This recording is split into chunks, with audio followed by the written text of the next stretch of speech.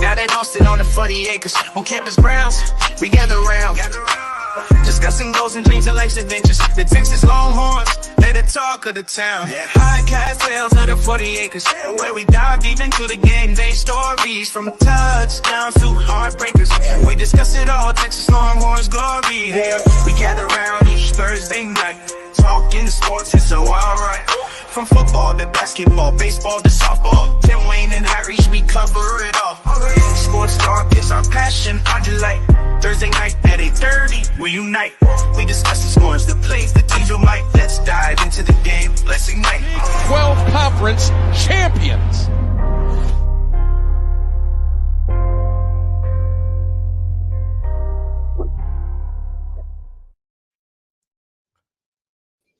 Good evening, good evening, good evening. It's another episode of the Texas Longhorn Fan Battle Podcast. My name is Harish. This is my guy, Tim Wayne. This is our guy, Coach Dub. What's going on, fellas? What's going on? What's going on, man? Just playing a little bit of that Madden beta, you know. Listen, if you know nothing about the video game world and how video games are developed and how resources are spread across the world, please stop talking about good games and bad games and how things come about and don't come about.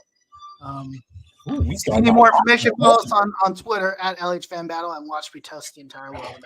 So, anyway, we've got a lot to get into. See the type of time we on today. Yeah, the type of time we on today, man. There's a reason why tonight we have a segment called Parting Shots, because I've got a lot of shots to take at a lot of different types of people. Don't know really where to start. Maybe this is my segment, but I've dragged y'all into it, and that's why we're going to take part in it, because it's a fun thing to do. Hey, man, that's all good. Before we get started, let's pay some bills. FanBattleSports.com, FanBattleSports.com, where you can get the latest and greatest from all the teams in the AFC South, including the Mayo-Eaton Titans, the Texans, who still believe they're the part of the Oilers, the Jacksonville Jaguars, who just paid a generational talent a lot of money that's not really a generational talent, and, of course, the greatest team in the world, the Colts. FanBattleSports.com. If you like to start your own show, click on the contact us link, hit us up, and we will set you up with a wonderful production studio, just like we have here. FanBattleSports.com. And was that good this week? I had a lot to say. I thought that was pretty good. Yeah, man. Yeah, man. I'm glad they don't give me a script. No, you would butcher it. You would butcher it. Yeah, we're like Pat McAfee out here. Everything's off script. All right. Follow us on Twitter at LH Fan Battle. We are almost at 2,600 followers. Yes, sir. We will be giving out a copy of EA Sports College Football 5 on our Twitter channel. Follow us. We'll come up with the criteria. We probably need to do that soon. Maybe we'll. You know what, Sim? Since we're taking shots today, if you don't follow us on the YouTube channel, you don't get to be in this. You gotta follow the YouTube channel, dog. Yeah, I was about to finish that. Okay, well, hey, man, man, you want to take shots? I'm taking shots, man. Listen, in on the goodies. If you want to be in, I might give my jersey away, man. I might give my NCAA or my EA Sports College Football jersey away. I know I'm not gonna be able to fit that thing, so I might give that away, man. Because why not, man? I'm feeling festive. We're less than a month away, and I'm feeling festive, dog. 27 days. 27 days, man. You know, we'll be able to give away the game faster than EA can give us the next deep dive. Okay, you on one, dog. Yeah, I'm got gas today, bro. I'm telling you, I've got a lot of today. Did you have some jalapenos in your breakfast tacos this morning? Bro, I actually have some jalapeno ranch from Chewy's sitting downstairs waiting for me. Maybe that's what it is. The jalapeno ranch is fired up. And of course, follow us on YouTube. Like, share, subscribe, do all the cool stuff. But hey, we've spoken enough. I've spoken quite a bit. Let's introduce our guest, Coach Charlie Williams. Coach, how you doing tonight? Man, I'm good. I appreciate y'all having me on the show. Hey, we appreciate you coming on. Why don't you tell the people about who you are, just in case they don't know already, and we'll get to cracking on the good stuff tonight. Yeah. I like to start everything off with like, look, I'm from East Texas, 903 area code. I'm always going to represent that. That's who I am. That's where I'm from. So everybody needs to know 903. You know what I'm saying? When you think of 903, you're going to think of Coach Dub. But yeah, man. You know, like most coaches or most people, you grow up playing football, you love the game, right? When you can't play no more, you still want to be around it. That's when I got into coaching, right? I started coaching high school football in 2012. From there, man, became a recruiting coordinator, right? And most people don't know this. In the high school level, like, you got to have a person there to help these kids get recruited, right? You know, without that person, most kids never get their family out there, they never get it seen, they never talk to the right people, right? So I became a recruiting coordinator. I worked at a successful program. Well, I'll take that back. Before I got there, they hadn't won a game in like 7 years. Okay. But I went to John Paul in Plano. The head coach was George Teague, former Alabama Crimson Tide, former Cowboy. Everybody remember him knocking T.O. off the star. Yeah, I remember. Offensive line coach was Jonathan Scott, who won the national championship, at Texas. DB coach was Chet Brooks, who played for the 49ers, got a Super Bowl ring. Linebackers coach played for Arkansas. Like, we had a stacked roster full of coaches, right, who played ball. And so we ended up having, I want to say, 23 Division I guys, right? And that's kind of how I started meeting a lot of college coaches. I'm trying to get to the next level myself, right? So I worked there until COVID happened, and I had twins, and then I got the opportunity to go coach at UNLV with Coach Brendan Marion. Man, I met him when he came by John Paul and offered my kids. Right, when he was at Howard at the time, right, and then he went to William & Mary, and then he offered my kids again. Right, so me and him kind of stayed in contact. We all know he was a receiving coach at Texas, and that's really what it's about, like building relationships with these people. And he has something called having good credit, right? Pretty much, if a college coach reaches out to you, and they know you got good players and you haven't sent them any bad players, you got good credit, right? And so they start to trust you. And, they trust your evaluation in your eyes pretty much. And I got the chance to go coach at UNLV this past season, who hadn't been to a bowl game, since like 1984, you know what I mean? Hadn't had a winning season. Right? I alive then, man. That's crazy. Man. And I was born in 84. It made me feel old, man. But, I'm not too far. I'm 86, so it's all good. Yeah, so help, being integral part of it and help turn it around. I worked on the offense. So, man, from you talking about installing the playbook, anything you can think of, from practice plans to drawing scout card, help run the scout team, you name it, man. We were there from like 5:30 a.m. to like sometimes midnight every night, dog. Like, it was a grind. Most people don't know that, though. Right. Coaches talk about, like, you don't realize how much of a grind it is, right? You know what I'm saying? Yeah. So y'all bashing coaches say, "Oh, hey, look, that man's putting in a lot of time," right? So, right. Yeah, so that's pretty much it. And then from there, like I said, I work for Inside Texas now as a recruiting analyst. So I pretty much go around DFW area, sometimes out of state or Houston area, right? Just talking to all the kids that Texas is after. You'll see me at camps, the on-3 camps. You'll see me at Rivals. You'll see me at different high schools popping up, promoting the kids who nobody knows about here, right? Everybody, I can talk about the kids that Texas is on and recruiting, Right. and everybody knows. But I like find that hidden gem and that hidden talent and be like, hey, this is the next up and coming kid, right? And if you go to InsideTexas.com and you check a lot of my articles out, I'm writing about those kids on the prospect board. I'm also giving people the insight of what it looks like behind the scenes. What are the players actually doing, right? What does practice plans actually look like from warm up to different periods? What they are, like fastball, move the ball, red zone, high red zone, 11 on 11, like the whole practice plan. What really goes into a game plan for the week? What a scouting report looks like. It's very, very detailed. So I'm giving fans a chance to actually see what coaches do on the backside of things. So it's pretty cool. So that's what I kind of do at Inside Texas, man. We do some great things over there. I appreciate those guys giving me an opportunity. And so, of course, I know I love football and I want to get back into coaching. But, yeah, that's a little bit about me. And I haven't played the game in a while, but when the NCAA comes back, I'm probably going to be the king of that. You'll be on there? Like I'm the king of Madden. So the king. Okay. Yeah, king of Madden. I'm that dude. So, yeah. I got some buddies that would say a little something different here.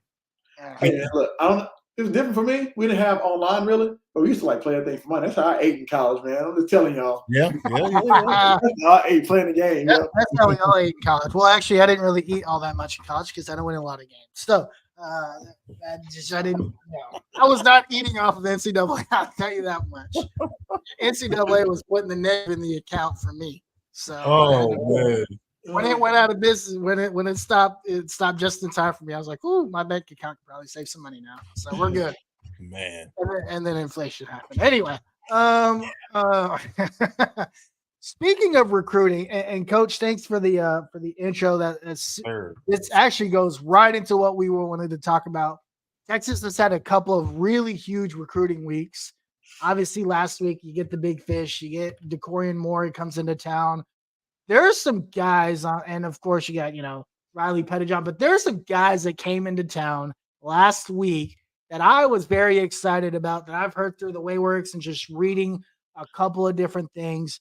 What can you tell us about guys like Kevin Wynn, who's not really like a guy that's not talked about often? He's a guy that's maybe, hot with Georgia. He's the Georgia kid, comes to Texas. And maybe there's some hope here that he could be a Texas guy. But then you have guys like John Mills from California. Mm-hmm. What can you tell us about some of these guys that are coming in from out of state? And then just overall, I'm just curious about your thoughts around out of state recruiting versus in-state recruiting in the Steve Sarkisian era. Oh man, let's jump into it, right? So let's start with Wynn. I always say this: a kid that's out of state who hasn't seen Texas much, you just want to kind of get him on campus, right? You want to show him everything you have to offer, right? From academics, from football, the city of Austin, which we all know is lit, right? There's so much, and kid doesn't know until he sees it up close and personal. Like you see it all on Twitter and our social media, but once you see that thing in person, man, it's like, okay, hey, I can see myself being here for 4 or 5 years, right? Yeah. So I know Wynn had a great visit. Getting to see Texas, meet with Coach Baker, meet with the defensive staff, Coach Sark. He had a great visit, man. Like, man, that's all you can hope for. And sometimes you got kids who have that official visit, post buzz, where it just, oh my gosh, everything was great. And then 2 or 3 days later, it's like, okay, well, this school was great too. Right? You kind of compare. But I know Wynn had a great visit. I mean, the staff did a really good job. And we wrote about him in Inside Texas too. We wrote about his visit in detail. So, but yeah, he enjoyed it. And speak about Big John Mills, that's one of my favorite recruits. I just want to say this. John Mills, watching his film, right? The very first play, he's running down the field like he has the ball. I was like, John, where were you going? He's like, shit, coach, I was trying to score too. I was like, that's what I'm talking about. It's like the blind side. He was going down the field down like 80 yards. Like, you don't see that from offensive linemen. So yeah. I was like, all right, Big John, I like you, bro. You know what I'm saying? He just has that mentality like, I'm a dog. I'm out here to get it. And, I think for John, everybody calls Austin like mini California, right? Or mini San Francisco, whatever the case. So he kind of got that vibe in that feel for Austin. And you're having some one-on-one time with Coach Flood, right? I think, you can come on a visit, like come to spring game. You can come do quick short visits. But having an official visit, you get to spend one-on-one time with like all the coaches, and they get to go in detail how they plan to use you, where they see you as. You get to see it all for the first time, right? And lay it out. You're not rushed. You're not rushed through it. Right. I think, especially for out-of-state kids, right? I think it really, really helps them because in-state kids, they drive to Austin all the time. They go see Austin all the time. But out-of-state kids, it's their first time really be able to sit down and just kind of go through things. And so Big John loved his visit. I can tell you that. Yeah. He got the Cali vibe in Austin, man. He feels at home. Okay. That's good to hear. What goes in as somebody that doesn't know, right? You know, I mean, I know because I sit on Twitter all day, so I see enough videos and stuff. Beyond the Lamborghinis and the brisket that we serve that's so great here, what goes into these official visits? What are these guys coming in here to do? I mean, you know, we have the NCAA vibe of what it is. You know, you sending people phone calls and text messages and whatever the hell you're doing online. But what are these visits and what do they do when these guys come out here? Let me separate the two first. Let me tell people what an unofficial visit is and official visit, right? So unofficial visit is pretty much a kid and their family paying their own dime to come visit the school, right? School can't pay for anything, right? They can't pay for food, put them in a hotel, do anything. You're just there to visit the school on your own merit, right? And kind of get to see things. They can still show you around the campus, athletic facility, but not, in detail. Official visit is they pretty much identify you as a guy, pretty much they want, and you're high on their board, right? So they're going to fly you and 3 different members with you. Right, wherever you're from, or they're going to send a car for you, right? They're going to send a car to your house, pick you up, take you to the airport, fly you, to whatever, wherever you're from, to Austin, right? They're going to put you in the Four Seasons, because we know Texas loves to put you in the Four Seasons. You don't have to lift a finger on your official visit, unless only thing you lift in is the fork to eat or something like that. I'm telling you, official visits are laid out from when the time you leave your house until the time you get home. You first get to the Four Seasons. The first night, usually, they're going to do some kind of fun activity. Like everybody's going to go Topgolf, go bowling. They're going to go see the city, right? Link up with a current player, right? But the thing that Texas does is so cool is the parents have their own separate party too. So all the parents kind of get together with the coach. And now parents can kind of see the coaches with their hair down and not with the logo on, but they got to see, let me see who Coach Choice is outside of Texas gear, which Coach Choice is that man. So he's super cool. All of them cool, by the way. Every coach on Texas staff is like a real person, like getting to see that. And a couple of parents actually said that, like, getting to see this staff outside the facilities, like, hey man, they feel like my brother at the reunion type thing. You know what I mean? Right. That's dope. Just throw that name right there. So they're doing a great job. But they're gonna go out the next day. They get breakfast. Everybody meet together. They're gonna go through the facility tour, see everything. Then they're gonna go visit with academic people, go through grades and see, hey, exactly where you're at. If this is your major, you're gonna meet with somebody from that department, right? So you can kind of go detail. They're gonna explain everything. Then they're gonna go have lunch at probably the top spot in Austin somewhere. They're gonna come back. They're gonna do meetings, and meetings they're gonna treat you like you're a real player. They're gonna pull up your huddle film, and break it down, right? They're gonna go through the highlight. Oh yeah, tell me. They don't have the player. Most coaches do have the player explain. Hey, tell me what were you doing on this play, right? Now they're just trying to pick the brain of the recruit and see what kind of smarts he has, right? So you can kind of see what you might have to work on as a coach. And then you kind of run some film of Texas and show the clear, hey, this is how we plan to use you. They may use an example. This is receiver. They may use and say, we're going to use you just like this. We're going to use you like A.D. Mitchell. So you kind of match up. And that goes for offense and defense. Kind of go through scheme. And then it's dinner time. I don't know. It's Austin. You got so many places to choose from. I feel like the brisket and Lambos come out at that point. They get to ride around some of the best cars too. They get to ride around some of the best cars. They're not driving. They picked up in the nicest cars and taking places, right? Yeah. But after that, it's like, all right, Mama, Daddy, y'all have a good night because these kids have to go have a good time. They're gonna go get shown Austin for real. You know what I mean? Yeah. They got their host. And that host they're gonna host, you know what I mean? Official visits are off the chain. So you gotta imagine it's a lot of information a kid gets, but they're gonna have so much fun. But they're gonna get to see all of Austin and everything that Texas has to offer. And then the next morning they kind of meet with Sark, right? I wouldn't say morning, but give them to 10 or 11 because somebody I take a little bit of time, coach. Wait early. They're gonna go meet with Sark for breakfast either at the Four Seasons or back on campus. They might Sark's gonna tell them, hey, that's what we think about you, blah, blah, blah. Kid can be like, hey, coach, I want to go ahead and commit. Or, they have that talk before they leave, right? Everybody has their own separate talks. Then they kind of go home and as family, they can debrief and say, hey, I want to commit, which, or I'm going to take my other visits. Let's just see, compare, right? So it just depends on each individual where they're at. If Texas is their last visit, it's always a good thing because you have to leave the last impression, right? Versus if you're a middle visit, you hope you do enough to shut it down where they don't have to take any other visits. But sometimes, some kids want to do their due diligence and, they know how to compartmentalize and say, okay, I had fun here, but I'm still going to take my other visits, right? I'm not going to get overhyped and let this overwhelm me and say, I'm just excited. You know what I mean? So I had one parent, I want to tell you, it's Elijah Bowbarnes. He's a Texas commit. He was talking to his dad. He was like, it's cool to be wine and dine, but, as a former football player myself, like, when I get to school, get in here, let's lift these weights, let's go. You ain't gonna see all that fancy stuff. Yeah, it's over. You gotta work.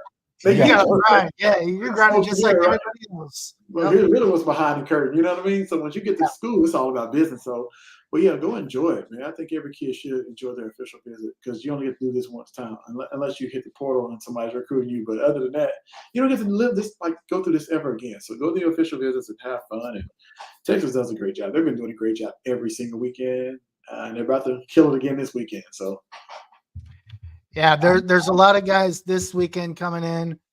Very, very important to this class. Michael Fasusi, Kalik Lockett, Jamie French, obviously heading the group, right?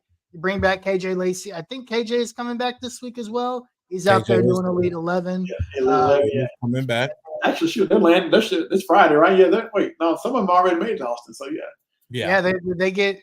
It is already Friday. This week kind of screwed up with the middle of the week. This weekend did go by quick.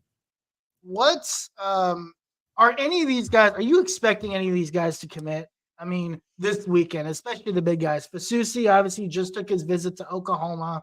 There's some senses that Oklahoma made a great impression, but they made a great impression to get to second, right? And then there's a lot of feelings like things like that. And we're reading that Texas is still solid, solidly up at the top. Is this one of those recruits where you could lock this down this week and seal the deal? Or is Fasusi one of those guys that's going to take his time?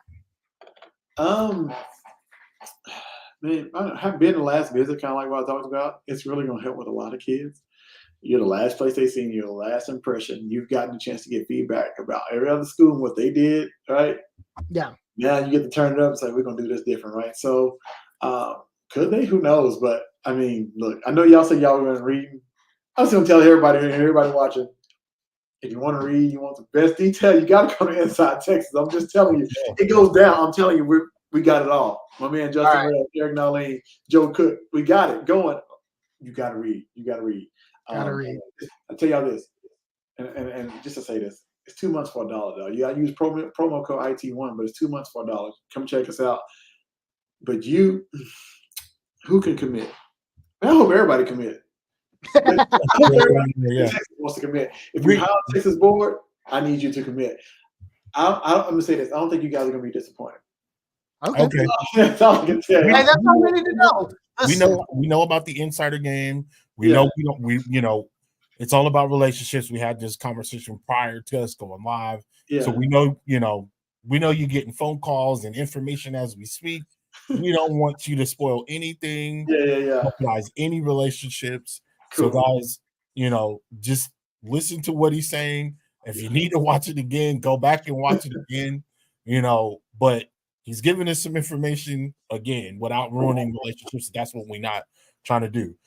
Coach, I do have a couple of questions here in regards to the recruits that are coming in this weekend. Last weekend we had Nathan Tillman, who was committed to SMU. He committed to SMU earlier this year. And then we also have another commitment that's coming in, Mr. Devin Williams, that committed to Auburn also back in February.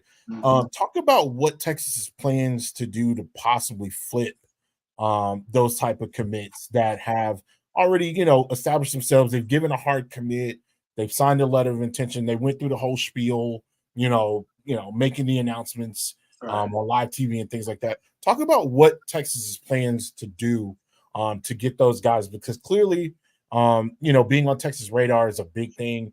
And these guys are still taking these they're still taking these visits, even though they've already committed. So talk a little bit more in depth about what the plan is, or how the plan of attack is made when targeting a commitment that's already involved with another school. Yeah. So a lot of times kids are committed to schools, right? It might be their best option, or they see their best fit, and a lot of times it's like I compare recruiting to dating, right? Like I know it sounds weird, but like all these offers and commitments, like, hey, I'm dating you, I like you. Then here comes this other guy. Here comes Texas. You know what I'm saying? He pulled up in his Lamborghini, and SMU had a Ford truck, and like, here I come my Lamborghini, and now the girl was like, hey, which way do you know what I mean? Hey, look. But you get just a chance to get a kid. Every kid wants to play at the biggest level and for the biggest name and the biggest logo. Like, even though we, as leaders of young men, we say, hey, look, don't worry about the logo. Like, go where you're loved and go where you fit. Right. Everything's take care of itself. Forget the logo. Forget the names of the school, right? But a lot of times kids really want to play for these schools. So here, a guy that's committed to SMU, right? It probably was his best option of what he saw fit. But then you got somebody like Texas coming on board. Like, man, they like me? Okay. Like, he's going to listen regardless, right? He has to. And with the era of NIL and everything else, come on, man. You owe it to yourself and your family. You got to listen to Texas, right? Right. Talk is a little deeper. Well, let me not say that because SMU, hey, those boys back. I was going to say, SMU just raised SMU is back. SMU got They're coming. You got red now. Let me not say that. We had this conversation 2 to 3 weeks ago. SMU is coming. For those that don't remember SMU paying players under the table, they're coming. That is not an old spoiler movie, bro. Yeah. But yeah, so you have to listen to a Texas, right? The thing is, you kind of, if you're doing your research as a coach, you get to find out what SMU plans to do with him. Then you have your plan of how you would use him. Same thing with Devin Williams' kid. Like, that's a play. They're both really good, though, right? Yeah. And a lot of times you just kind of go unnoticed or unseen. Not that they're not on Texas radar or board. They're just probably at the bottom. And then how things shuffle, kids start committing other places. It's like, hey, you kind of move up the board, right? You know what I'm saying? You might not have the same traits as the guy we had a number ahead of you, but now you're available. Doesn't mean we didn't like you before. We just thought that maybe this guy was better. But a lot of times that happens. And thing with Devin Williams and kids going to SMU is like, well, committed currently. I think that, Texas is like, hey, we got a shot. We like him enough as an offer take. Right. An offer take means we offer you, but we'll take your commitment versus you just got to offer. For most people who don't know, because there's a lot of those out there. We offered you, but we really you're not letting you commit. But it's a story for another day, man. It's a story for another day. It's out there. But they're both offer takes at this point.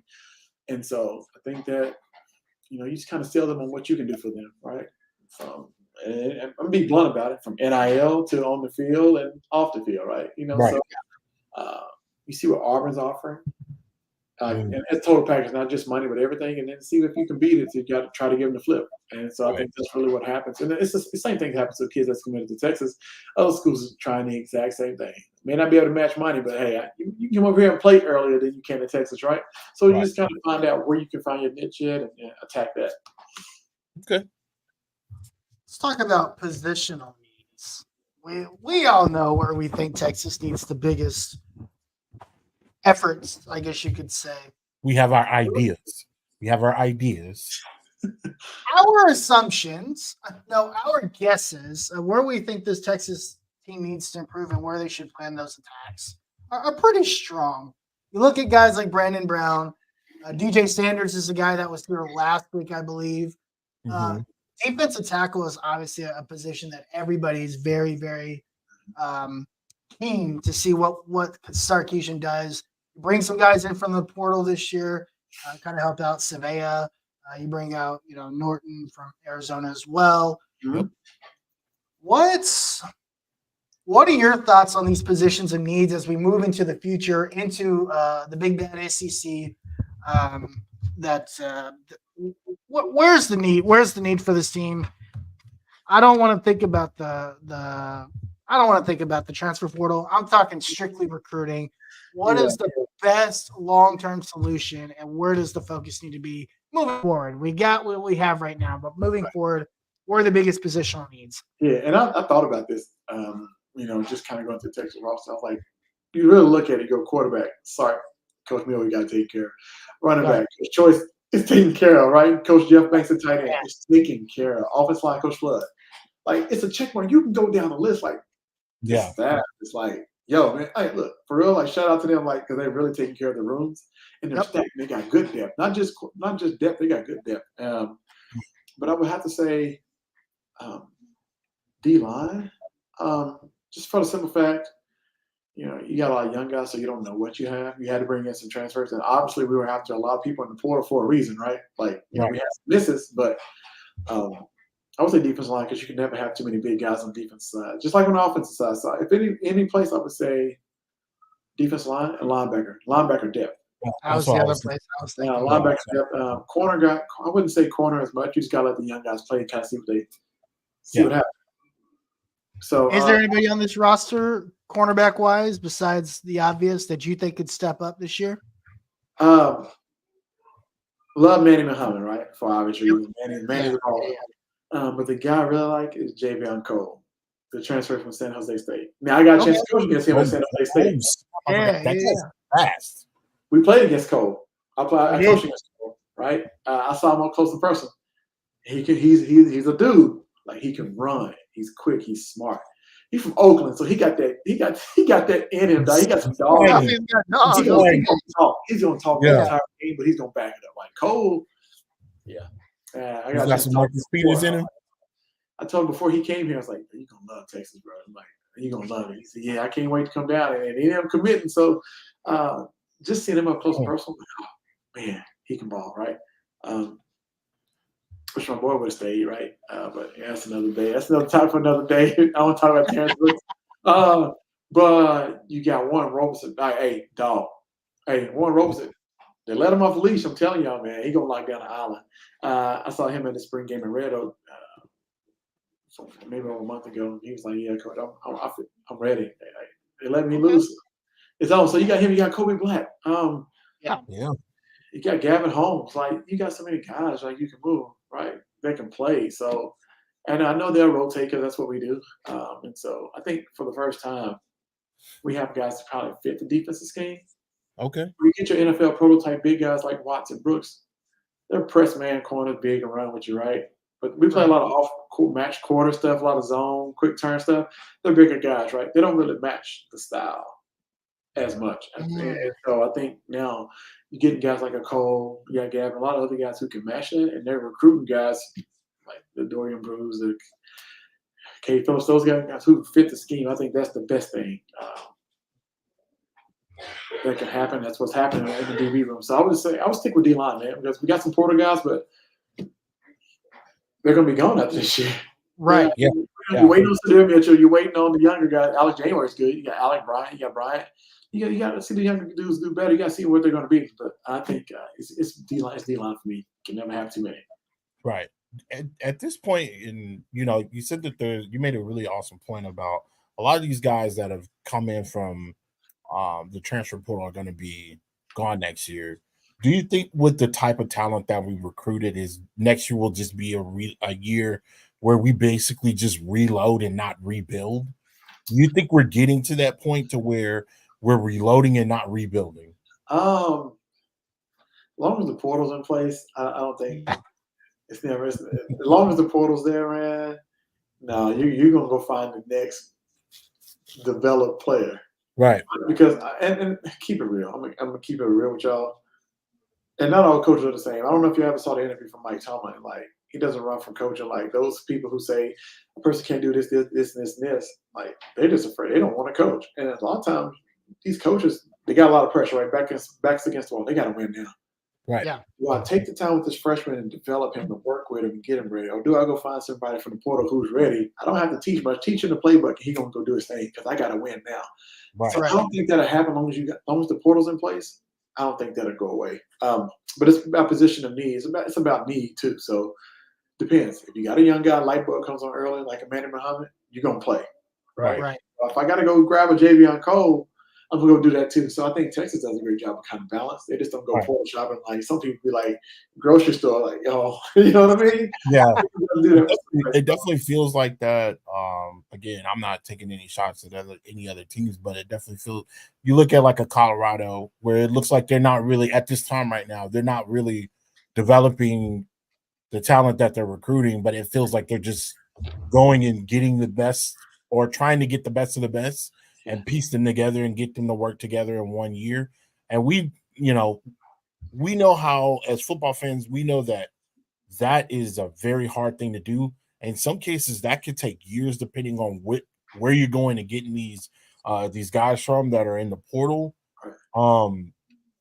So yeah, I feel like we're getting to that point. I don't feel that we're there yet, but I feel like we're very, very close, especially with the guys that we're bringing in. A lot of these guys are really impressive. Now, I know they haven't really been out on the field, but from what we've seen and what we've seen over the years, especially the last 2 to 3 years, I think Sark and that coaching staff at Texas has done really, really good at getting these young guys in, getting them acclimated, and getting them ready to, endure the long football season. Yeah, this just kind of speaks to the culture that they've created too in Texas. Man, it's a bit different. They compete every day, like every single day is competition. You got to bring it every single day. You can't just be, I'm gonna relax one day. Like, no, you got to bring it every single day, not just on the field, but like classroom. You got to show up for breakfast. Yeah, you got to check in with the trainer. You got to take your hydration test. Like, it's every little thing, right? You got to wear the right color socks. I don't know, the right color T-shirt. Like, you got to do it all right. It matters. It matters, trust me. And so I think the culture is just different. But Colorado, I think, he had a plan that he thought he had to turn the roster over, and I thought that maybe he thought that was the best way. Prom thought that was the best way. But I would say his team, Colorado's probably a whole lot better than they were last year, or they will be, versus rushing and putting together because he just got hired. Now he's been in place. Now he knows, well, all right, this is what I need. This is who can play, this is who can't. So I think it really just depends on each team is different, honestly. Right. But then if you run out of if you don't recruit high school the right way, you can run out of portal guys, and that what's left of high school guys, man. You're in a position where you just have to go to the portal, right? So I think Texas is kind of doing it the right way. You're bringing in a full class still, but you're grabbing bits and pieces of what you need in the portal. So we just I guess we kind of see how it plays out. Right. Honestly, you bring a portal guy in, if he doesn't work out, if the young guy that you recruited, you said he was there when you evaluated him, throw him out there and see, right? Give him a chance. But it's just so much goes into that it's a long story. Yeah, for sure. I don't think Deion Sanders' time at Colorado has started yet. And what I mean by that, I truly believe Deion Sanders' year one is next year. And why I say that, I think he spent his first 2 years trying to get his son into the NFL and make his son look good. I don't know if that's a hot take. I don't know if that's crazy. It just makes too much sense, right? And my wife obviously follows Deion Sanders very closely. He's a huge Colorado fan, whatever you want to call it. I don't know what to call him, but I don't think Deion Sanders has coached this team yet. I don't think he's recruited this team. If you look at the way that he recruits, he's only got 10, 11 guys out of recruiting this season. If you look at who he got, he went and got one of the best linemen in the country. Obviously, because his son needs a lineman because he was dying out on the field. So I'm really curious to see what Deion Sanders, the coach, is after Shador Sanders, the son, is in the NFL. Yeah. And I think that's when we'll really see if he can build a program. Because right now he's just coaching to get his son. I will say this though, coaching staff he went added this year from kind of replace some guys. So he went and got some talented coaches though. Like I get it. Oh yeah, for he sure. added to his staff the dudes who know. Like the defensive line has changed. He went and of course he got one staff, right? But he got Damian Lewis. From my neck of the woods, from Sulphur Springs, Texas. But Damian played in Miami, played a long time in the NFL. Like, Damian knows it. That D-line's going to be right. Like, you know what I'm saying? They got people who fit these things, right? Because I look at the first year, had a bunch of older guys, right? Yeah. Sometimes they just don't mesh with these younger players. You gotta have people who can relate, and I think he did that from a lot of different positions. And so, if you can relate to a kid, you can relate a message a lot easier, and they'll play for you and the whole nine. So, I'm curious to see what year 2 looks like, but I think it'll be better. I hope so. Yeah. I mean, again, I don't have skin in the game for Colorado. If they go 1-16 again, I don't really care. But if they go 16-0, so be it for them. I guess we'll all be proven wrong. But I just look at it from two extremes. You know what I'm saying? So, like, you look at a team like Colorado, where Coach Prime is in and actively in the portal, trying to get as many players as possible. Of course, he wants to bring in, and recruit his own guys. But then you have another team on the other side of the country, like Clemson, where they're not really doing much at all. And it's like, there's plenty of holes, there at Clemson. Some people don't even think the quarterback is good. They think they should go and get in the transfer portal, get a quarterback amongst other skill positions. So you look at these two teams in the spectrum, and then you look at a team like Texas, you're like, man, Texas has been able to go and recruit very well. They've also been able to jump in the portal and be extremely successful with that. Like, so, like, where do you find the medium? Like, where do you find that medium within those two schools? You don't really. And the thing is, you're gonna have to do it again, because the kids that you have that are in the portal, if they do exceptionally well, they're not staying. They're out of there. They're going. Yeah. They're going that's to the other piece. Yep. They're going to come to Texas because A, they're going to be seen. Yeah. 2, they're going to have an opportunity to expand their brand. So maybe 1-2 years max that they're there. And then that's it. They're gone. You're going to have to do this again. You got 25, maybe 30 kids leaving every single year on top of the kids that you bring in that you have to also go ahead and coach up. Correct. So it's just like, are we getting to that point? Again, Alabama did this for years.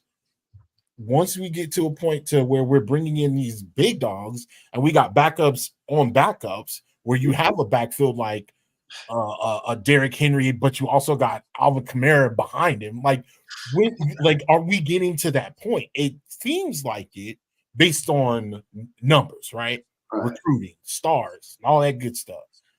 But how far are we away from that is what I'm trying to get to. Yeah, I feel you. I feel the like hard part, though. Sorry, I didn't mean to cut you off. The hard part to that is, though, was like, so I'm gonna take the wide receivers, for example, because we're kind of feeling that with the wide receivers, right? Obviously we came in, we had Jonte. That was basically all we had. We go get these guys from the portal, but now you have DeAndre. Now you have somebody like Parker Livingston that can develop and be guys that can do this.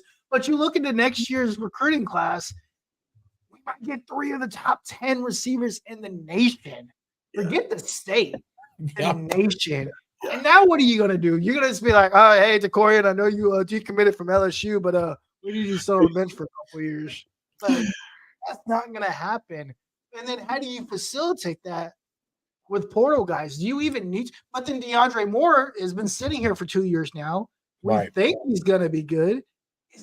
He's not gonna wait another year after this year. He's not gonna come in next year and be like, his receiver room next year is going to be absolutely loaded. It's gonna be nuts. It's gonna be insane. So how do you balance that? And whoever wants to answer that, these are the 5 years ago, we didn't have these problems. We had problems of why can't anybody come to Texas? So this is a good problem. It's a fun problem to have. I'm glad we have this problem. It's a great problem. Now the next problem is, how do you balance that out? I'm not complaining at all. Let me be very clear, Coach. I'm not complaining at all. I'm glad I'm not the one who got to make this decision, but that's tough. But I think you probably get 3 leave, right? You probably get let's see, who's going to leave? I don't know. You should have at least 3 receivers leave, right? Out of the bunch, the only one may stay Golden State. Matthew Golden State, right? Yeah. Everybody else, Silas Bolden could be gone. Isaiah Bond could be gone. Yep. Well, I guess that's only 2 out of 3 that came in. Would Golden be gone too, though? Is he only a junior? Is Golden only a 2 years left? Unless he has this magical season, he's here. That's crazy, man. That is nuts. So you got Cook, who's going to be a sophomore. You got DeAndre Moore, sophomore. Like you brought in a talented group last year, and then you got these other 3 coming in or 4 coming in. I think it gives you a balance next year, honestly. Vets and young guys, but you got Ryan Wingo who's gonna kill it. Like Ryan Wingo's a dog already as a freshman, right? So that dude's gonna play this year. You think about it like this next year: Matthew Golden be a senior, Cook will be a junior, DeAndre Moore be a junior, Wingo be a sophomore. Then you got the 3 freshmen, right? So Ryan Nedley. I forgot about Ryan Nedley. That's when you get the conversation of, hey, someone's got to go. I don't think you're going to be able to play here at Texas, but I help you find a home. It's going to be some truthful conversations because somebody might have to get cut. Unfortunately, but that's just the way it goes. Right. And yeah, I don't see them hitting the portal as hard for a receiver next year unless it's a guy that I got to have, right? But I think I got to have guys already on the roster. And Wingo's proven he can do it. Now, he got to play in a real game season, but Wingo's a stud, right? So it's Cook can play. DeAndre Moore showed he can play. Not in a real game yet, but Cook has. I think Wingo's going to show it. So I don't know. You got DeCory Moore coming in who can ball, right? Somebody out of that trio might not get the ball. Somebody might have the red shirt. Somebody ego may get hurt, but that's okay. Coach, it's part of the game. Coach, who do you think steps out and says, I'm the big dog, or I'm taking this number 1 spot going into next year at wide receiver? Oh, man, I got to find out which one got that kind of attitude, honestly. Like, I don't. You mean next year, like 2024, like in 60 days next year, or 25? Yeah, this coming season. Let's get through what we got now. We got so much to bite off of. Yeah, it's so much. I don't know what their attitudes are like, honestly. Like, I think I'm not saying they're all funny, good guys, but I don't know which one of them might go to the coach like, give me the ball. You know what I mean? Right. I might come knock on the coach's door at night. Hey, bro, I got to my pen. I need the ball. I don't know who got that kind of in them, you know what I mean? Right. And with Sark, I think Sark can choose it. He knows. I think Silas. To me, I think it's Silas Bowden, this guy here from Oregon State. Yeah, I was some really good things about Silas Bowden. I've heard him. I've seen him being interviewed, and he stands out like, nah, I got everything. I'm a full package, right? Yeah. I got the speed. I got the hands. I can run the routes. Yeah. I do everything on the field. I do what's asked of me. I don't ask questions. I'm ready to go, and I'm ready to win. Yeah. I haven't seen really too much of the other Longhorn receivers out there in the public being interviewed. I remember specifically seeing, Bolden, just kind of get more love as he made his announcement that he was moving on to Texas. So, yeah, man, I again, this is all a really good conversation to have because we couldn't have this conversation 5 years ago. We were worried about what was going to happen. Are we going to be Kansas this year? And it's crazy to even think about that. And the time, like, y'all, I'm being honest though, man. We were in you're right. We were just in a real bad predicament, and it's funny now because we don't have to worry about that. But I mean, golly, man, to go from this, to go from losing to Kansas on a last-second play to now being in the SEC, we ain't got to worry about it. And we're looking more presentable on the field, per se. It's just a great opportunity and a great moment to have again, man, because we ain't really had this since 2009?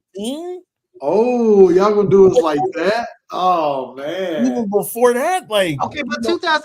Okay, to be fair, man. I can't let y'all do these boys like that. Wait a minute, now. Coach. Give me a second. All right, I got 2 minutes. 20 seconds. Outside of the season before, that 2018 team was a fluke. No, the team that went to the next championship game was a fluke. Was it not? Nah, man. I don't believe that. That 2018 team was. You standing on your own. I think a lot of that though was on Tom Herman. His lack of ability to. I will stand on the mountain. I can't stand Tom Herman. Can't even look at him. Every time his name is mentioned, I cringe. If you look at the amount of NFL guys that he recruited that are currently playing in the NFL, and this dude couldn't do anything with them, it upsets me so much. Hey, Charles Stone had a strong recruiting class too, the receivers. Yeah, he did. Yeah, he did. Yeah, he did. I'm being honest with you. He did. No. I agree.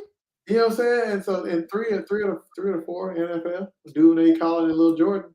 You know what I mean? It's still balling, right? A lot of Charlie guys are balling in the NFL, by the way. They are. Yeah. Too. So That's development, though, right? it is. I think that I don't know, man. I think name wise and in the media wise, it's probably the biggest group. But there's been some ballers along the way. I just don't think everybody was using the right way. Then you got to deal with politics and all that, but that's a different story for a different day. Yeah. Some people never get to shine who are super talented. And yeah, long story. But I think the media hype machine, like most people comparing like the next class to the trio of BJ, Roy, and Sloan. It's like, whew, that's all. Dude, that's all. I remember, and again, I'm at that point, I'm a young pup. I don't know nothing really about the game of football. But I remember hearing that on the radio about BJ, Sloan, and Roy coming into Texas. Oh, yeah. That was nuts. Something like that doesn't happen. People were on the radio because back then that's what we listened to. Yeah. We were on the radio, AM 1300, The Zone. Yep. And they were talking about Texas potentially being a national champion. This was the talk. So I don't want to put my foot in my mouth. I'm not one of those guys. I don't like doing that. I like to ride the wave out. I like to just feel. I like to feel good. I like the story. You know what I mean? I don't want to go in here saying I'm also a Cowboys fan, so that this is also. So you like stay humble. I'm also a Cowboys. But I'm a realist though. I'm also a realist. I don't say my team is going to win a Super Bowl every year. I don't do that. Okay. Yeah. So the same thing that how I feel about my Longhorns, I love them to death. I love my Cowboys to death. I just ride the wave and I just try to go about not getting too overly excited. Yeah. And as much as I want to, especially with these recruits coming in, because I personally feel like, again, once one of these big wide receivers fall, I think it's all over from there. I think the influence of the wide receivers will then influence other kids to want to come because he's going to go here because he wants to win. DeCorian Moore's coming here. DeCorian Moore wants to win. I'm gonna go with DeCorian Moore. I want to play with DeCorian Moore. Right. I think that eventually will be the domino that falls. Either one of those wide receivers committing will make everybody else kind of fall in line. That's why the 2018 class was the DBs. Caden Stearns wanted to come, so somebody else jumped. BJ Foster jumped in there. I don't know. I forgot the other names. I don't know. But, that 2018 group, Jameson, all of them jumped in together, right? Like, wasn't Locke in there? That was PJ Locke. That's what I was with Charlie Strong the year before that. 27. Oh, see. But see, that's the thing, though. PJ Locker and Caden Stearns on the same. They both play for the Broncos. Man, have you seen that? Little Jordan Humphrey is there. They got a Texas roster. It's the University of Texas at Denver. It is. It's like 6 players on that team. Yeah. All coached by Sean Payton. Jesus. He must know something. I'm excited. I'm excited to see what happens with this receiver group, man. It's just I like Silas Bolden though as my pick. I did a receiver breakdown on YouTube of all the incoming guys, what type of receivers they are. Like Silas is that total. He's a Xavier Worthy. He can do it all. He can run. He's got that speed. He can take jet sweep. He's a return guy. Like if y'all gonna get a chance, like. It's on Inside Texas, but it's on YouTube's our page. I did a breakdown of all transfers, and I broke down each one individually, what kind of receiver they are. Like Bolden, Isaiah Bond to me he's a speed guy. Right. I don't see too much twitchiness from him. He just wants to run by people. Right. But Sark can use that, right? Right. I think Golden is more of your power receiver. He's gonna run through contact. He reminds me of Dez Bryant. He's a big physical. I'm gonna go up and catch the ball. Run through, you can try to hold on to him and get through you. He's a big guy, catch the ball in traffic guy, but he has speed. But man, dude, Bolden, yeah, double move, jet sweep, catch up the backfield in the flats. He can do it all, right? He's worthy.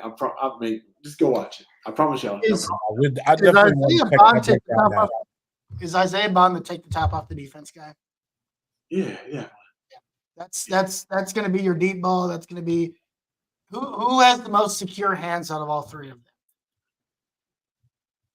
Whew. I'm gonna go Silas Boulder. Okay. I'm not listen. I said this. We're bought into Silas. Bond's not a natural catcher. He's a speed guy. He's not a natural catcher, right? Okay. You see how he catches the ball. He sometimes cradles. Matthew Golden has good hands, right? But he wasn't number one. He had good hands against Texas last year, so I hope man, he can do sure it. did. He did. You know what I mean? So he got up to play that game. But I think I'd probably say Boulder, man. Only because he's a return guy too. Man, it's just dumb. But yeah, when you get a return guy out there, let's say they're built Hey. different. They're built. You talk about Boulder, dog. I get happy because that dude a killer.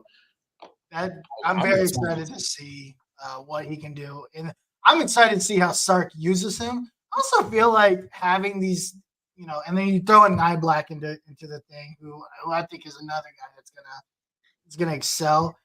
I just feel like this playbook opens up even more. I don't know why I think that. And there's a level of comfortability. Quinn Ewers in year 3. I am on the Quinn Ewers 3 Heisman boat. I'm the opposite of Tim. Screw taking the brunt. Oh, here Tim's take on this one. Tim is the ride the wave.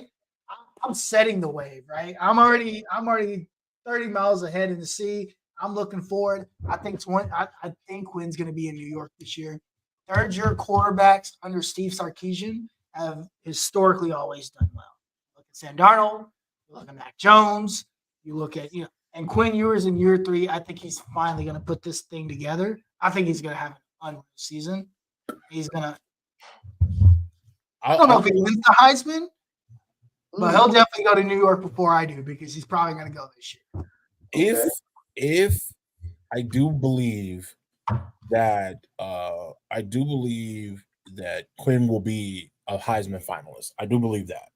I think he's too good, and based on what we've been talking about the last 45 minutes, there's too many weapons to get that ball around to for him to not be there unless, barring injury. Right now, I think that's really his downfall to getting to New York is injury, right? If he gets beat up or he gets nicked up and he's not able to go for a game, I think he's not going to make it. However, I do believe if based on what these experts are saying, like Georgia and Texas are going to be there, right? I've seen some guys say Georgia and Texas at the end in a rematch for the national championship. If it goes that way and Texas is able to take care of Georgia when they come here in September and they do it in a fashion to the way that they handled Alabama, I think that is the game that would project him into the seat of the Heisman. I do believe because every Heisman winner, they talk about their Heisman moment, right? Uh-huh. That's the Heisman moment. Right. We can't overlook Oklahoma. We don't want to do that. Yes, we can. Oklahoma, no matter what they are or how they are, they will find a way to. We shouldn't have lost that game last year. I think if we don't lose that game last year, I think Quinn is again a Heisman finalist. Because that for sure, just at that point in time, we don't have any losses.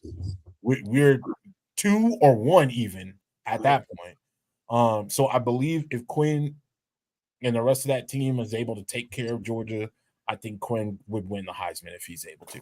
Regardless if he gets to the playoff or not and wins or loses, I think he wins if he's able to handle Georgia. Whoa. We got to get to the – hold on a second. There is a new expectation in Texas, right? After what you did last year, there is a new expectation at Texas. Anything less than the playoff is a failure. If you did not make the playoff this year, it's a failure. I mean, based on what Texas has and what they have coming in, I would say that is the truth. I kind of believe that, but at the same time, I do like Quinn a lot, but he still has not been healthy, and I like Arch. I really think the loss Malik hurts us in a sense because he already knows. I'm not saying Arch is going to be bad. I'm not saying he's going to be nervous. I'm just saying losing Malik in this type of situation, you want to have at least two more quarterbacks that are capable. At this point, we don't know what Trey can do. We've only seen Trey at a spring ball. We don't necessarily know what he can do in game. We don't know what Arch can do in game. He's had one or two snaps. Were they good? Yes. Different scenario. They were leading. It's a whole different scenario. Losing Malik hurts to me. Quinn has not been healthy at all through both of the seasons that he's been here. That man has to stay healthy. I'm glad you said that. You brought up a great point if he stays healthy. All right. And I pray Quinn has a killer season. I want him to. That he doesn't get hurt. That's cowboy culture, man. That is that cowboy thinking you got right there. You know. Microwave, if that, calm the bow. Yeah. I gotta say this though. Gotta go, bro. I gotta say this. Being a Patriots fan, he get hurt. He might get Drew Bledsoe. I'm just being. I was gonna say that. I agree. Hey, Arch is like that. Afford to get hurt because of who's right now. Yeah. I agree with that. He might not.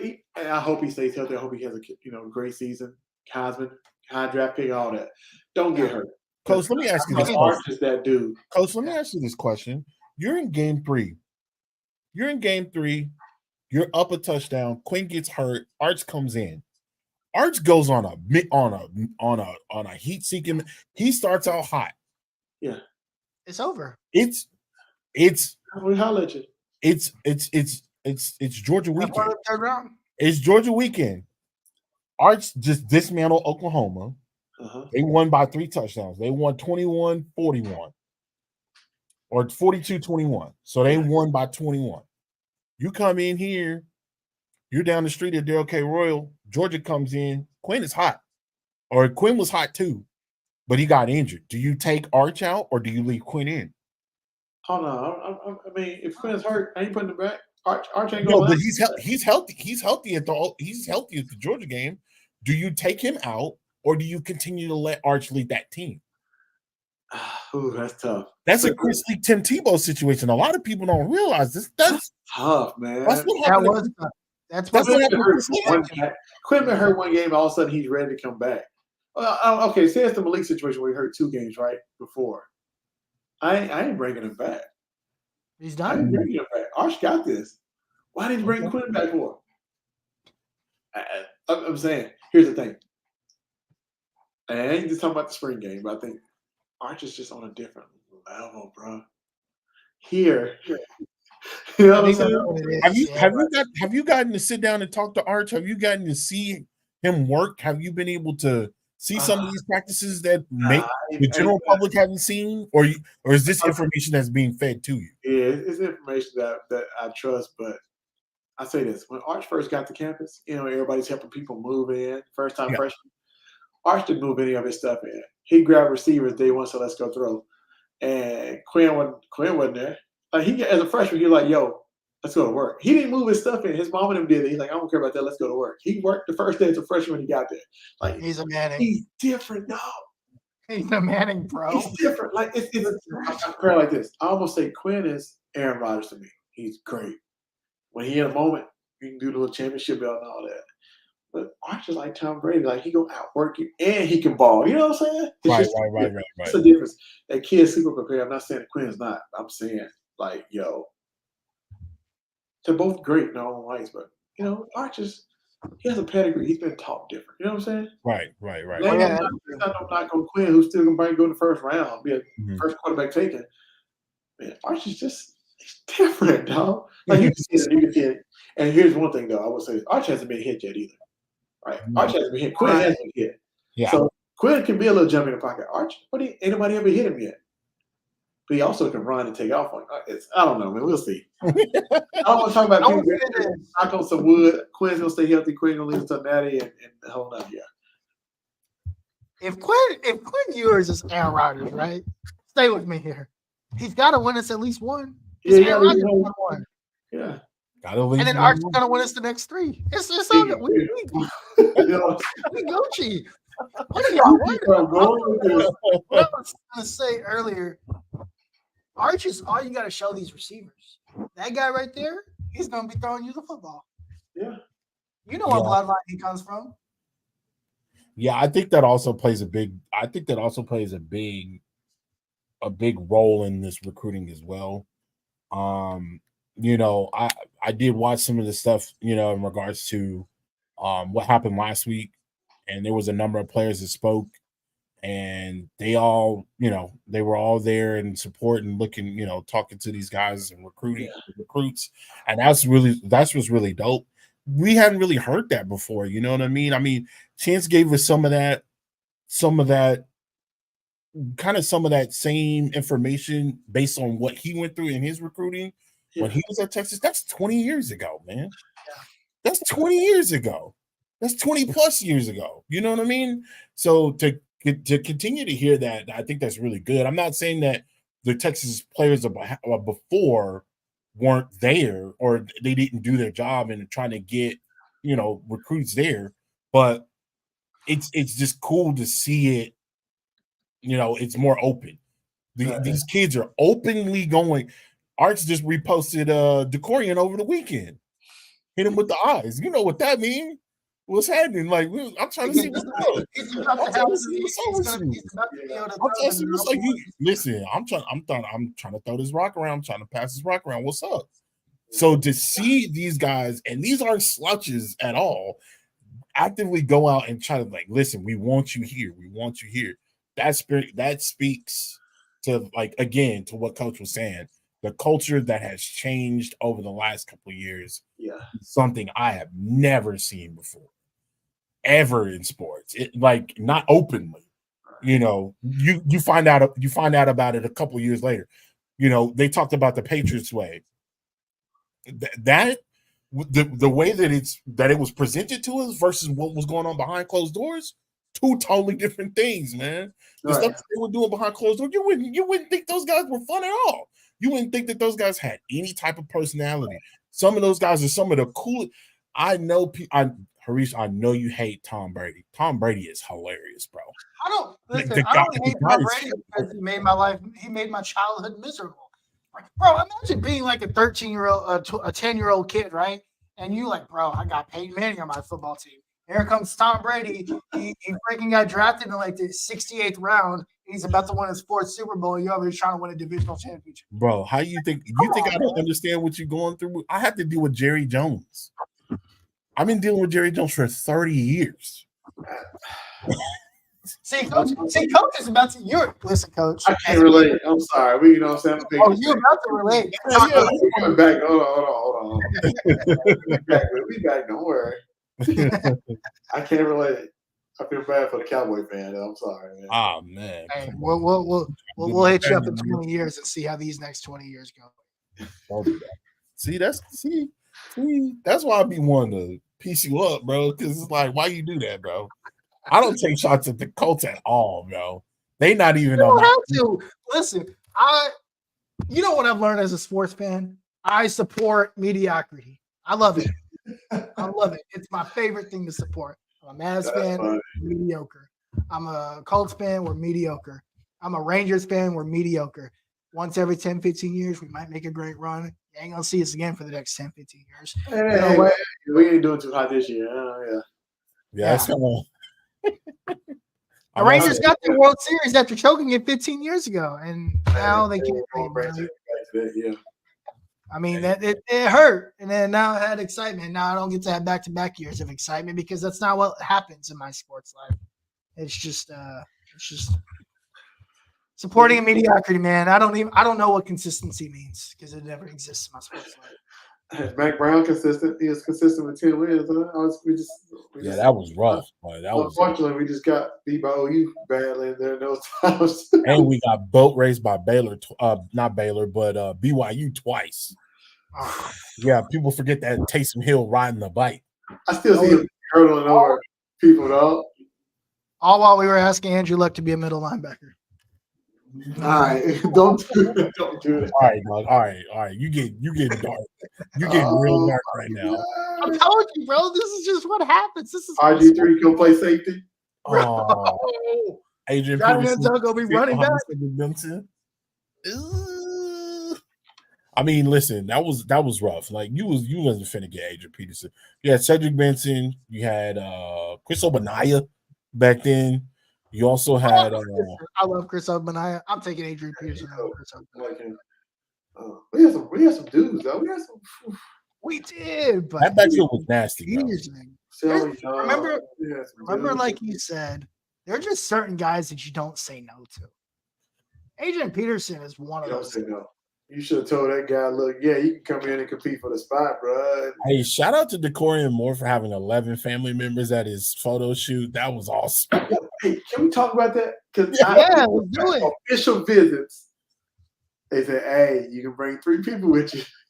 How we got 11? Hey, we changed the rules for that. Hey, look. Listen, you can bring 3 groups of people. Well, usually, I take it back. We can pay for 3 extra. It's you and 3 extra we can pay for. But man, all 11 showed up. Hey, they had grandma on that. Say, man, look, hey, grandma man. said she loved it, bro. Grandma said it was Grandma's great. a Longhorn fan too. Hey, and Sarky had his good pants on. He had the whites on. Hey, L'Oreal dressed for that. L'Oreal for that one. When he got the white pants on, that boy mean business. I swear to God. Lock it in. Lock it in. I swear. He come in. Hey, you know. Rohan go. I said, yeah. He came in. L'Oreal dressed it nice. She got yeah. I was surprised he had no linen on. Bro. I was surprised he had no linen on and some lemon pepper steppers. You know what I mean? Hey, these coaches make some ridiculous money, but they get paid. Bro. Check it, man. Man. Yeah, Decorian Moore, listen, I honestly, when I saw, because all of this stuff was happening over the weekend, man, it was like picture after picture after picture. It was like update after update after update. I'm thinking at the end of this thing, I'm like, Decorian got How does he not commit, right? Yeah, he had Mima and them all up there. You know what I'm saying? He had Mima all up in the stadium and stuff. Like, come on, dog. Like, who was the recruit? I think maybe Inside Texas. I think y'all posted a video, and one of the maybe it was Brandon Brown. I don't remember who, but one of the recruits says, "Oh, I'm pretty comfortable about what my decision is going to be." And I was like, "Yeah, that guy's committing." I can't remember who it is. Yes, because you sent that to me over the weekend. I was like, "No, that sounds like." I want to say it was Brandon that said that. It probably was Brandon. It sounded like a commit to me. I can't remember who was. Oh, it was Brandon because this was the one. This was his first official visit. Yeah, first official. And then I think it was. No. Okay, it was probably Brandon, but then also Kevin was like, Kevin Wynn basically said, you know, Texas definitely up there because all the opportunity they can give me. Yeah. I've got one more question here. I know, and again, this may be asking too much information. And please feel free to say, hey, I can't discuss that at this time. We saw a text message over the weekend or a tweet over the weekend. Michael Fuse, he said, I won't be going to Oregon this week. The date has been moved. Now, originally a couple weeks ago, he said it for late in the year, like late August, right? His date has been moved. Can you speak on that? Do you know of any information in regards to that? And do you think that is something that would work in our favor, or do you think that he's, just done with recruiting just in general? I think more, I would say he's trying to wrap it up versus late in the season. You know what? You want to be committed before the season starts. Lock it in. I think that means he's probably done. And don't get it twisted. Like, people think it's fun being recruited, and it is when you don't have any offers and you want to be recruited. Right. But it can get like tiresome for a kid, man. Like, people hitting you up, steady DMing you. You don't want to make somebody mad, not reply back, and all these coaches hitting you up, and GAs and interns hitting you. Be like, oh my god, you got to be nice and you got to narrow down the list and cut everybody off. But it gets frustrating. It gets stressful because you really got to think about where am I going to be. Where am I going to be next 4 to 5 years? 3 to 4 or 5 years, right? Right. I think it's more of him like, all right, look, I kind of know at this point. You kind of know. Okay. Let's go ahead and get this visit in. let's go and get this visit in versus wait later in the season because I'm probably going to commit sooner than later. And then I mean, and it could be two things. It could be Oregon saying, hey, let's move it here because during the season, official visits are not as fun. Why? Because coaches just don't have time. They game planning for the Right. they're not worried about recruits. I would never take an official visit during the season if I could help it. I tell every kid that. But I also tell every kid, if you have a chance to go to Oregon for an official visit, go. Because Oregon is off the chain. Facility. I'm sure that, I'm sure. So that's my thing, right? Like this guy's a top tackle in the nation. This isn't no slouch of a tackle. This ain't a 3-star tackle that they can go and get in their own backyard. This is a 5-star big dog, right? This guy, and what frustrates me with recruiting is I don't know how Oregon has had their foot on these Texas kids as long as they've done it. They've been able to come in and just pick and pick and pick, and they're not getting scrubs, right? They're getting playmakers. Yeah, they're getting the best of the best. And for me, when Harish sent me that information, I saw it, I was like, man, that's got to be good for us because again, you send a kid to Oregon and it's like they don't come back. They don't come back. We never hear from them again until the football season. We don't hear from them again, and then running over some dude on the field. Yeah, you hear about them scoring touchdowns and stuff like this, and then next thing you know, the big game, their rivalry game. Oh, this kid's from Texas. This kid's from Sugar Land. This kid's from Richmond. This kid's from Skyline. This kid's from Taylor. This kid's from wherever, Pflugerville, whatever. They go and they pluck these kids. It kind of reminds me of Oklahoma back in the early 2000s. Yeah. Okay, your Derek Straits, your Will Peoples. You got these guys that are coming in. They're getting these guys. Malcolm Kelly. You got these guys. They're coming in. They're picking these guys. I mean, literally just pick. They play Texas. They destroy them. They destroy them. I don't like bringing up that run that they had against us because it was rough. bad. It was just rough.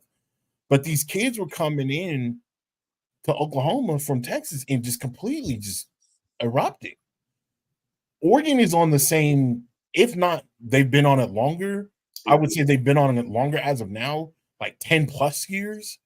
Like, why is it that these kids that are going to Oregon from Texas, or they're taking these visits from Texas to Oregon, why are they staying? Man, I don't think if you ever been to Oregon, like you'll fall in love too. Like it's like that up there. Besides the rain, like it's one of the prettiest campuses. The athletic facilities off the chain. Come on, it's Nike, bro. Like it's the gear, it's the uniforms, it's Oregon. Oregon is it's everything you see on TV. Can you imagine the new uniforms, the locker rooms they get, all the gear they get, the it's totally different up there. Like it's I say this about a lot of kids. Austin is a big city. Austin, the Longhorns are like the Cowboys. Like you're like America's college team, pretty much. You got access to so much. Right. So you just want to kind of be locked down. They probably don't want that. They want to be in a smaller town where it's all about football, like Friday Night Lights, where the whole town shuts down and goes to the game. Right. Yeah. It has that, but it has everything you can ask for, right? You know what I'm saying? And so it's low key, it's chill, it's all that, and it's you're gonna win games. You're going to play it loud in front of an awesome stadium. Loud crowd. You're going to have a different uniform on every single Saturday. But their facilities are just off the chain. Like, they're just, man, it's so futuristic. It's dope. Yeah, I've never had an opportunity to go and look at, Oregon and look at what they have to offer. Now, I do know as a major contributor to Nike and everything, all the billions that they have, for over 30 years. I know that is a big part of it. But I never understood it. The weather would throw me off. Like, we don't really get a lot of rain down here. If we do, it's in spurts, it may rain for an afternoon. Nothing crazy. Yeah. So when you go up to a place like Oregon, and I've been told Oregon is like one of the most beautiful states you could possibly go to, but they actually experience all 4 seasons, unlike Texas. So I don't understand it. I guess I would have to actually go up there, and we have a friend up there that from Oregon that he's Oregon through. So maybe we'll take a trip with him and jump on up there and see what's going on. Yeah, my dude Adam. Man. What's up, Adam? Oregon is super dope until you actually have to make that trip 3 to 4 times.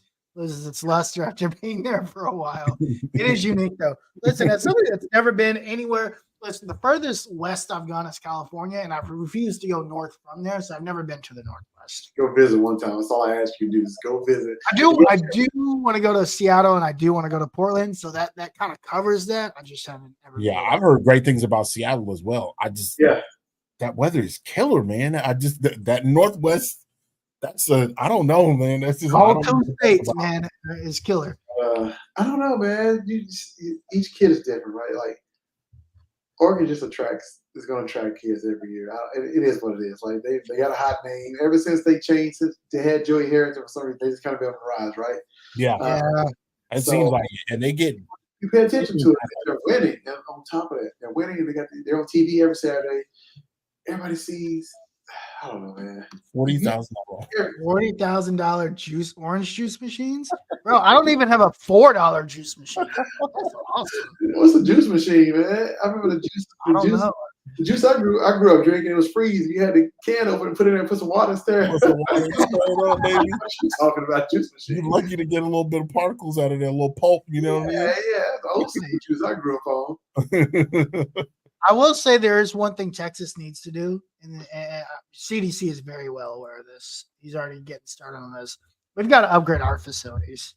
Our facilities look like they were built because they probably literally were. They were built in 1960, bro. Like, have you seen that weight room? No. I'm talking about the practice facilities, everything being right there. Listen, we live in a world where everything has to be in one. Yeah. Like I have to be able to walk. The bubble is not even 15 years old. Bro, I've got to be able to walk. Oh, it needs to be popped. The bubble needs to go, bro. I need to be able to walk from this. If I have to take a bus from the practice field bubble to the stadium, that's the problem. I want to be able to walk everywhere. I want all the offices to be right there next to the really cool locker rooms. There's kinds of things there. Huh? No, there's not nowhere to go. That's the biggest thing. Yeah, it's downtown. Redo that area. I think they have plans. They already put them out. They got that's what I'm saying. Like that, if I'm not mistaken, that facility is getting built like really close to the stadium, is it not? I mean, the parking lot that's right across the street from the practice stuff now. So they put it right next to. I guess it's not Mike A. Myers track stadium, but it'll all be kind of close. Yeah. It's time. Or no, I think it's right behind. I can't think. Moncrief, right behind the locker room. I think that's what I thought it was because they wanted to be walkable. Old classroom buildings. Education matters, right? But those buildings got to go. Listen, Adam probably can tell you. Hey, I think that's what it is. The facilities here at Texas. I get that we think that they're great facilities, but this generation of kids, this like closeness, being able to walk everywhere, everything being kind of like right there, especially when you're on campus, that means a lot to these kids. It does, and I think we were late upgrading our stuff. When we upgraded our stuff, we were already behind. We got like when Tom Herman came in he kept knocking down the lock with the little the hammer. We were already behind at that point. We were already behind, man. Right. Yeah. But I mean, forget Oregon. Oregon is going to be one of a kind. But there's like smaller schools that people might think have better facilities than we do. We're going to the ACC. Have y'all seen Georgia's, Alabama's? Oh man. Oh my God. Yeah. I don't know if they got the $3,000 locker, but they definitely got some dope. LSU is like, yo, look, yeah, they're dope. Like that's what I'm saying. It's like if you're in the SEC, you need an SEC type facility. Right. We can compete against Kansas or Kansas State. Right. You know Kansas probably drives like 5 miles from their game. Oh, you gotta be doing all that stuff. You throwing all kind of slander, Big 12 slander before we get up out of here. Listen, we got 11 days on this God-forbearing conference. I can't wait. Man, it's gonna be some good football over there, though.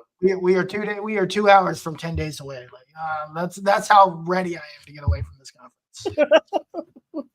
Oh my God! But Man, it's been a good time, Coach. We appreciate you coming on. We've had some good times. Before we leave, two things from you. Do you have any parting shots? Anything you want to say to the crew? And then, of course, we want to give you the opportunity to give us your what am I thinking about right now? Your socials. Tell us what you're doing, what you got. There you go. Yeah, there's a word for it. Give them the information so they can continue to find you. Yeah. Yeah. I know it's under my name, but y'all can find me on Twitter, Coach Williams II. You always find me on Inside Texas. Come check us out. I know y'all see the promo code going across here on the monitor, scrolling across here. Promo code IT1 get 2 months for $1. That leads you right up to fall camp, so you can see what's going on, like the really happening. You know what I mean? So, yeah, find me on Twitter, find me on Inside Texas, man. Man, parting shots, yo. I appreciate y'all having me on, right? I think this was dope, man. I think y'all got a cool platform and what y'all doing, man. You can come over here and have your beverage and talk on this kind of show. This is, I like this. We can break it down and talk. Hey, y'all got to have me back. We need to get into some detail, but y'all got to have me back. We can go through some film. We can do a whole bunch of stuff, dog. Man, listen, I'm always want to come on, bro. Like I said, I'm down with it. Yeah, I'm not. Tim's the football mind, right? He gets like, the defensive schemes, the whatever, all that. Since I don't know about that. I look at players. I can tell you if that guy looks fast to me. I can tell you if he can catch. I can tell you if he can block. I don't know what the schemes are. I don't know what the difference between cover 3, cover 2. I know that there's 3 guys back there, 2 guys back there, and they all do something. They have a little bubble they need to cover. I'm the most casual scheme person you ever meet, but I'll tell you if that guy can run fast. And I talk the most shit. Speaking of that, though, I will break down what we'll see a lot of in the SEC. Most people think we're going to go to the SEC, and now Sarkis going to run up the scoreboard because everybody likes to play man coverage because they think they have all these athletes. In the Big 12, everybody started to adapt the 3 high safety look to kind of take away the deep ball. Right. Yeah, SEC runs it too, so get ready. Yeah. Oh, yeah. That doesn't surprise me. We're not going to sit here and throw the ball long. Yeah.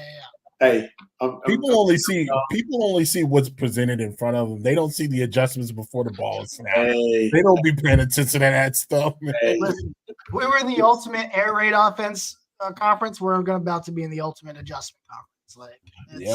I'm glad. That's what I'm talking about. Y'all talking real. These are the types of things I can tell you. We can speak real over here. We ain't got to be sugarcoat nothing. Thank you. Okay. These are the types of things I can say. Now, what those adjustments will be, couldn't tell you, but I know that there will be adjustments everywhere around the field. No idea. Couldn't tell you. I like that, man. But yeah, y'all look me up. Like I said, Twitter. I don't know. Inside Texas, man. I appreciate y'all guys having me.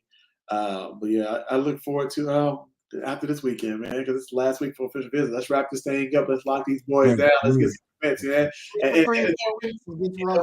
I had your boy Coach Dub on the show. Who knows where I may be coaching next season? Somebody come grab me off the couch. I don't know. You know what I mean? We'll see. This year or next year, y'all see me on the sideline somewhere, bro. Hey, Adam, appreciate you, Adam. Charlie the GOAT. Appreciate that.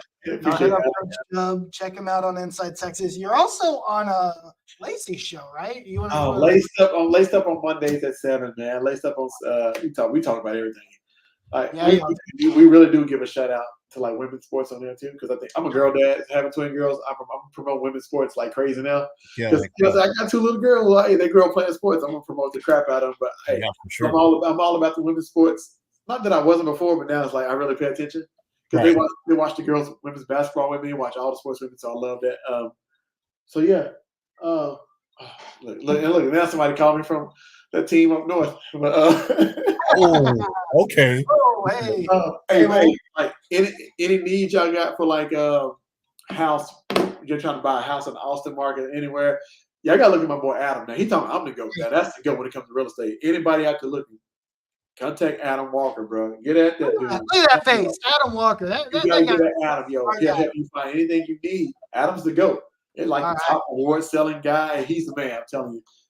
Adam, man, we gotta talk, bro. That's a good-looking guy. Well, y'all hit up Adam Walker. Tim, do you have any parting shots before we get out of here? Listen, again, for the guys that, the negativity around EA Sports College Football is is ridiculous. It's ridiculously high. I can't wait to get back to playing skill-based games where you actually had to know something in order to be successful.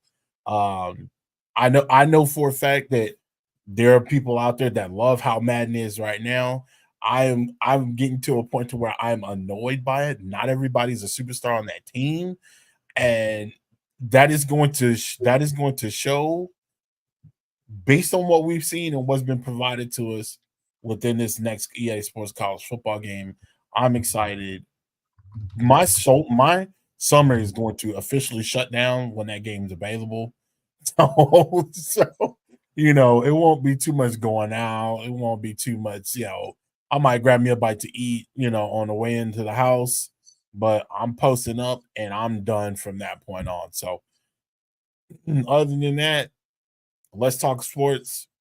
I posted something about the top stadiums in according to CBS. So I'm interested to see what happens on how they're getting this information and why they're getting this information. So let's talk about that. Let's talk about these recruits that are coming in. Hopefully over the weekend we get we get the good news that all of the receivers that we want commit. It's a long shot, but hey, let's talk about it. And let's just keep on moving, man. I've been waiting all show for this. I need to talk. Go ahead. Do your thing. To the A&M baseball fans. Listen, this weekend. A&M baseball fans have been exceptionally annoying, to be completely fair. Well, I mean, completely right. I guess it's right for them to do so. I mean, they haven't been this far in any sport and this close to a title in any sport that I can remember growing up.